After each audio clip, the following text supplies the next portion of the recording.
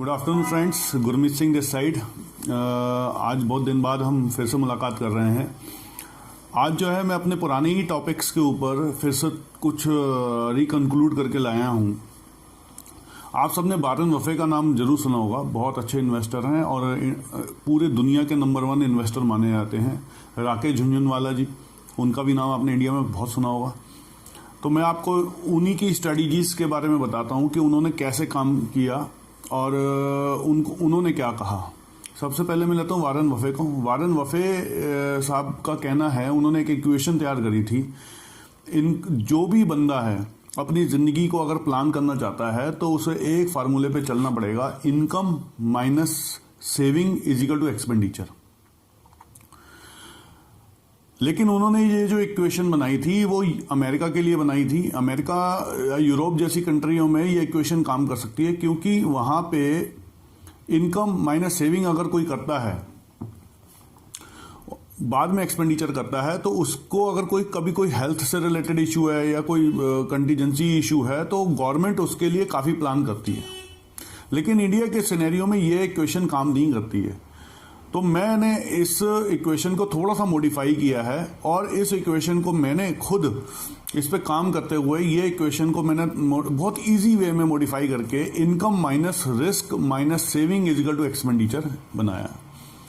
क्योंकि अगर आपने सेविंग कर भी रखी है, मान लीजिए 6-7 लाख 10 लाख रुपए आपने अपनी ज़िंदगी में इकट्ठा कर भी लिया और आपके साथ कोई हेल्थ रिलेटेड इश्यू हो गया और उसको आपने प्लान नहीं करा, तो वो सेविंग तो किसी काम की नहीं रहेगी। यानी कि आपने जो प्लान अपना फ्यूचर करा था वो तो कुछ होना ही नहीं है उसका।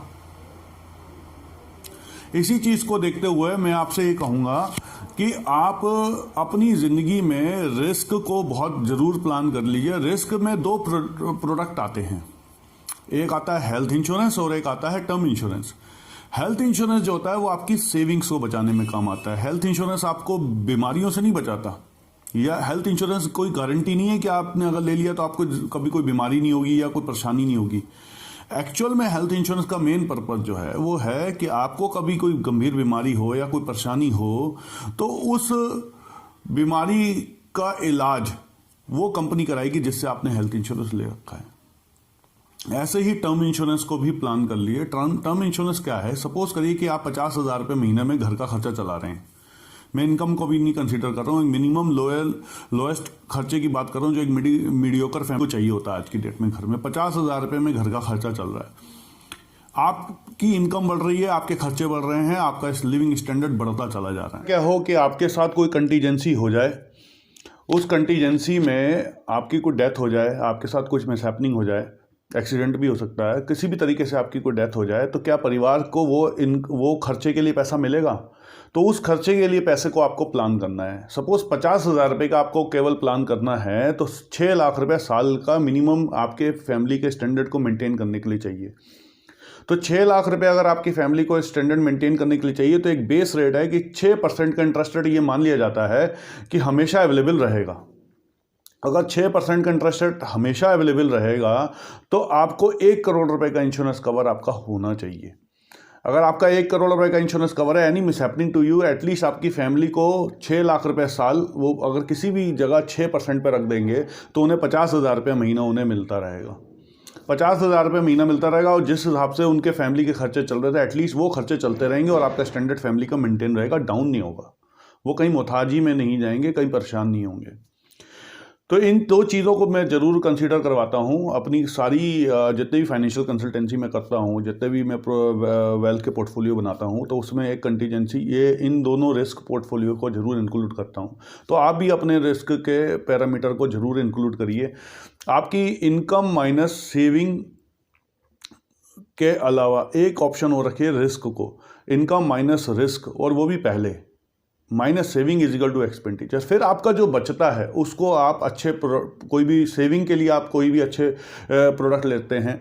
सेविंग को और इन्वेस्टमेंट को भी मैं डिफरेंशिएट करता हूं, क्योंकि सेविंग वो है जो आप किसी टारगेटेड चीज़ के लिए रखते हैं। जब आपको बच्चे की शादी करनी है, बच्चे को पढ़ाना है, एक फिक्स्ड अमाउंट ऑफ मैच्योरिटी आपको वहाँ चाहिए होता है। इन्वेस्टमेंट वो है जो आपको अच्छी ग्रोथ करके देगा। ठीक है, तो इन्वेस्टमेंट के लिए मैं केवल 2 प्रोडक्ट को बहुत रिकमेंड करता हूँ। एक तो होता है देखिए प्रॉपर्टी, और दूसरा होता है जी शेयर मार्केट। अब प्रॉपर्टी में तो आप अगर जाएँ तो आपको इकट्ठा पैसा चाहिए होता है। और शेयर मार्केट में आपको नॉलेज ही नहीं है, तो आपके लिए बेस्ट जो दो प्रोडक्ट इन्वेस्टमेंट के हैं वो तो आपके हाथ में बहुत ही मुश्किल से आ पाएंगे, क्योंकि पैसा आप पहले इकट्ठा करेंगे या लोन लेंगे। तो मैं आपको एक राय देता हूँ, बहुत अच्छी है। म्यूचुअल फंड जो है वो भी शेयर मार्केट से रिलेटेड ही है। आप तो म्यूचुअल फंड में बहुत सारी कैटेगरी आ गई हैं कि शेयर मार्केट से रिलेटेड है भी, और डेट रिलेटेड भी है, और लिक्विड रिलेटेड भी है। आप इक्विटी मार्केट में अगर जाना चाहते हैं तो राकेश झुनझुनवाला जी की बिल्कुल सलाह को फॉलो करिए। वो कहते हैं स्मॉल इन्वेस्टर को हमेशा म्यूचुअल फंड के थ्रू ही इन्वेस्ट करना चाहिए, क्योंकि आपके पास वो एक्सपर्टीज़ नहीं है कि कोई कंपनी आपको कब बर्बाद करके चले जाए, आपको पता ही नहीं चलेगा। आपके शेयर कब बर्बाद हो चुके हैं वो पता ही चले। और ये टिप वाला कंक्लूजन अपनी ज़िंदगी से निकाल दीजिए। टिप्स जो है एक सबसे बड़ा धोखा है। आपके पास जो टिप्स आती हैं शेयर मार्केट में वो 3 दिन 4 दिन पुरानी टिप्स होती हैं। आपको कुछ पता ही नहीं चलता कि वो एक्चुअल में है क्या। वो आपने इन्वेस्टमेंट कर दिया बातों में आके, और जिस शेयर की सबसे ज़्यादा डिस्कशन हो वो कभी मत खरीदिएगा। सपोज मार्केट में अगर रिलायंस का डिस्कशन बहुत चल रहा है कि रिलायंस ये रिलायंस वो, तो कभी मत खरीदिए, क्योंकि वो ऑलरेडी हाइप हो चुका है। आप जब मार्केट में जा रहे हैं तो आपको हाथ में कुछ नहीं आना है। प्रॉफिट आपको उन्हीं शेयर्स में होगा जिनके फंडामेंटल्स आप मजबूत होंगे, लेकिन ये नॉलेज आपको कौन देगा? ये नॉलेज आपको खुद लेनी पड़ेगी या फाइनेंशियल कंसल्टेंट हायर करेंगे। तो बेटर ये है कि आप अच्छा म्यूचुअल फंड का एडवाइज़र लें, और म्यूचुअल फंड अच्छा प्लान लें, क्योंकि एटलीस्ट फंड मैनेजर वहाँ पे बैठ के आपके फंड को ये तो देख रहा है कि जो कंपनी का शेयर बर्बाद हो रहा है उसे निकाल के फेंक तो रहा है। म्यूचुअल फंड की सारी स्कीमें लगभग अगर फोकस स्कीमों को छोड़ दूं तो 40 से 50 या 60 शेयर कंपनी के शेयर्स लेके रखती हैं। और इसमें रिस्क का अगर देखूं तो रिस्क का पैमाना यह है कि पूरी मार्केट से अगर रिलेटेड आप स्कीम ले रहे हैं तो मार्केट से रिस्क तो है ही, लेकिन रिस्क को ऐसे डाइवर्सिफिकेट किया जाता है कि किसी भी कंपनी में 5% से ऊपर का इन्वेस्टमेंट नहीं किया जाता है। फंड मैनेजर सारे रेशियोज़, बीटा रेशियोज़ और स्टैंडर्ड डेविएशन के और सारे रेशियोज़ को वो फॉलो करते हुए इन्वेस्टमेंट करता है, जिससे कि कम से कम रिस्क रहे और अधिक से अधिक प्रॉफिट कमाए। ठीक है, तो इस चीज़ को आप नोटिस करिए और अपना पैसा म्यूचुअल फंड के थ्रू लगाइए। अब तो म्यूचुअल फंड में भी पैसा लगाने के 2 तरीके हैं। एक तो आप इकट्ठा पैसा भी लगा सकते हैं, और दूसरा तरीका है आपका SIP के थ्रू। इकट्ठा पैसा भी जब भी कभी आप लगाएं तो इकट्ठा पैसा बल्क अगर किसी भी एडवाइज़र से बात करें तो STP के थ्रू ही लगाएं। एक होता है SIP, एक होता है STP, systematic transfer plan.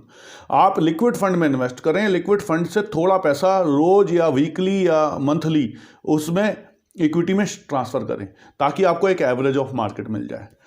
Systematic investment plan SIP भी बिल्कुल ऐसा ही है, लेकिन वो पैसा आपके लिक्विड फंड में ना ट्रांसफ़र हुआ, आपके जो सेविंग आ रही है, जो सैलरी आ रही है, उसमें से हर महीने पैसा निकालता है।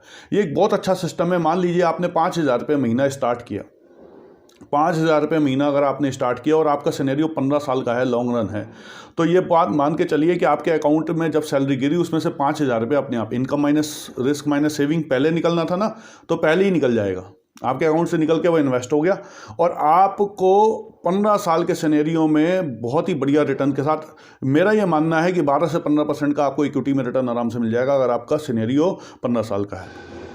अगर मैं 15% का रिटर्न लेके चल रहा हूँ तो 9 लाख रुपए आपके टोटल डिपॉजिट होते हैं और 34 लाख रुपए लगभग आपको मैच्योरिटी मिलती है। तो ये एक बहुत अच्छा आपके लिए इन्वेस्टमेंट प्रोडक्ट है। और इसमें सबसे अच्छी चीज़ ये है कि फ्लेक्सिबिलिटी, आप कभी भी इसमें से पैसा निकाल भी सकते हो। ऐसा नहीं है कि ये लॉक इन हो गया 15 साल के लिए।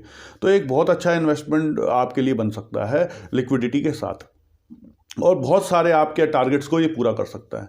ठीक है, मेरा ये कहना था कि ये फाइनेंशियल आप थोड़ा सा कंक्लूड करें, और ये सारी चीज़ें ना, जो भी आप इन्वेस्टमेंट करते हैं, जितने भी आप नॉमिनेशन हैं, और जो आपके बैंक अकाउंट है उनके पासवर्ड हो गए, ATM के पिन हो गए, एटलीस्ट एक पेपर बनाइए। लगभग 2 या 3 पेपर आपके बनेंगे जिसमें आप सारी डिटेल रखें, और आपका हेल्थ एडवाइज़र कौन है, जैसे जो हेल्थ इंश्योरेंस जिसने करी है उसके एडवाइज़र का नाम, नंबर, कि आपके साथ कोई हेल्थ रिलेटेड इशू हो जाए। मान लीजिए कि आपकी हेल्थ रिलेटेड इशू है तो आप ही को हो गया, आप ही सबसे बड़े प्रपोजर है, आप ही को ही हो गया जी। तो अब आपकी फैमिली कहाँ जाएगी? उसको कैसे पता कि हेल्थ इंश्योरेंस कैसे काम करता है, क्या नहीं करता हो? तो एटलीस्ट अपने एडवाइज़र का नंबर अपने डायरी में लिखें, और अपनी वाइफ को या जो भी आपके जो केयर टेकर हैं उनको बता के रखें। अपने लाइफ इंश्योरेंस की भी सारे, कि आपका जो एडवाइज़र है उसका नंबर लिखें कि ये पॉलिसी मैंने ली है और ये इतने की पॉलिसी है, इतने का सम एश्योर्ड, इतना का टर्म इंश्योरेंस है, ये मैंने लिया है, इतने क्लेम में इतना अमाउंट मिलेगा, और इस बंदे से आपको कॉन्टैक्ट करना है। और आपने मुझसे लिया तो मेरा नंबर डाल के रखें। अगर आप के पास कोई म्यूचुअल फंड है तो म्यूचुअल फंड की जो ऐप्स हैं या म्यूचुअल फंड में जो आपकी ईमेल आईडी पे, क्योंकि सब कुछ आता है अब तो आज की डेट में, तो ईमेल आईडी डाल के रखें। आज भी कई केस मेरे पास ऐसे आते हैं जो बॉन्ड्स हैं, पुराने बॉन्ड रखे हुए हैं, तो उनका पता ही नहीं होता कि वो कैसे मैच्योरिटी होती है। कल ही मेरे पास एक केस आया म्यूचुअल फंड का कि वो उनके पिताजी एक्सपायर कर गए हैं और उनको पता ही नहीं है कि ये उनके घर पे तो इत्तेफाक से एक लेटर आ गया। तो मैं आपको एक बहुत अच्छी चीज़ बताऊँ, आपके घर में अगर किसी की मिसहैपनिंग हुई है, कोई गया है, तो 2-3 चीज़ों से आप प्रॉफिट उनके जाने के बाद, वैसे तो वो लॉस कोई पूरा नहीं कर सकता, लेकिन 2-3 चीज़ों को जरूर ध्यान रखिएगा। एक तो प्रधानमंत्री का जो इंश्योरेंस है, प्रधानमंत्री मुझे नाम ऐसा ध्यान में नहीं आ रहा, लेकिन वो 300 कुछ रुपए कटते हैं और 12 रुपये एक्सीडेंटल इंश्योरेंस के 2 लाख रुपए कटते हैं। अगर एक्सीडेंट से डेथ होती है, अगर दोनों कटे हुए हैं तो 4 लाख रुपए, और अगर खाली एक ही कटा हुआ है और एक्सीडेंट से डेथ नहीं होती है तो 2 लाख रुपए फैमिली को मिलते हैं। नॉर्मली वो कोई क्लेम ही नहीं ले रहा। अभी एक किस्सा मेरे पास आया, वो पूछ रहे थे कि भाई मेरे पिताजी गए थे, ये पॉलिसियाँ लैप्स हो गई हैं, तो मैंने कहा एक अकाउंट स्टेटमेंट अपना लेके आइए। जब वो अकाउंट स्टेटमेंट लेके आया तो मैंने देखा 300 कुछ रुपए कटे हुए थे, और मैंने कहा आप जाके बैंक से क्लेम करिए और 7 दिन के अंदर आपके अकाउंट में पैसे आ जाएंगे। आज उन्होंने क्लेम लगा दिया होगा या जब मजीद वो, ये अब उनके ऊपर है कि वो कब क्लेम से लगाते हैं। एटलीस्ट उनके परिवार में अगर पिताजी कुछ भी नहीं छोड़ गए थे तो 2 लाख रुपए की सपोर्ट तो उनके फैमिली को मिल ही जाएगी। दूसरी चीज़ ध्यान रखिए कि अपने क्या कहते हैं, जो भी डॉक्यूमेंट्स हैं उनको एक जगह रखिए, अपनी सारी फैमिली को बता के रखिए कि ये कौन कॉन्टैक्टेबल पर्सन है, उसको वो इमरजेंसी के केस में कॉन्टैक्ट कर सकें, क्योंकि अगर आप ही को कुछ हो गया तो सारे प्लान कौन करेगा। ठीक है, तो ये छोटी छोटी चीज़ें हैं, फाइनेंशियल्स में बहुत ज़्यादा ज़रूरी हैं। आज की डेट में सबसे बड़ा परेशानी जो बनती है वो फाइनेंस के थ्रू ही बनती है। ठीक है, न्यूक्लियर फैमिलीज हो चुकी हैं, सब छोटी छोटी फैमिली हैं, अपना प्लान अपने आप ही करना है। पहले की तरह नहीं है अब दुनिया के, फैमिली इतनी बड़ी होती थी कि थोड़ा थोड़ा देके सब अपने आप ही कंट्रीब्यूट कर लेते थे और फैमिली ओवरकम हो जाती थी। ठीक है, तो अपना ध्यान रखिए, अपने फाइनेंस का ध्यान रखिए। कोई भी सहायता, कोई भी जानकारी के लिए मेरे नंबर 9012522333 पे संपर्क करिए। मेरा चैनल YouTube पे है GMS महर, प्लीज़ उसे सब्सक्राइब करिए ताकि आपको आने वाले नए वीडियोस मिलते रहें, अच्छी जानकारियाँ मिलती रहें। कोई भी आपको इसमें कोई क्वेरी है, कोई क्वेश्चन है, प्लीज़ आप मुझे ज़रूर नीचे दिए हुए कमेंट बॉक्स में लिखिए ताकि मैं आपको रिप्लाई कर सकूं। थैंक यू सो मच, बहुत अच्छा लगा, बहुत दिन बाद एक वीडियो और बनाया मैंने, होप आपको अच्छा लगे। और कोई भी क्वेरी या कोई भी आपको लगता है इस वीडियो में कुछ गलत है तो प्लीज़ मुझे ज़रूर ध्यान दिलाएं ताकि मैं और अच्छा इम्प्रोवाइजेशन कर सकूं। Thank you so much.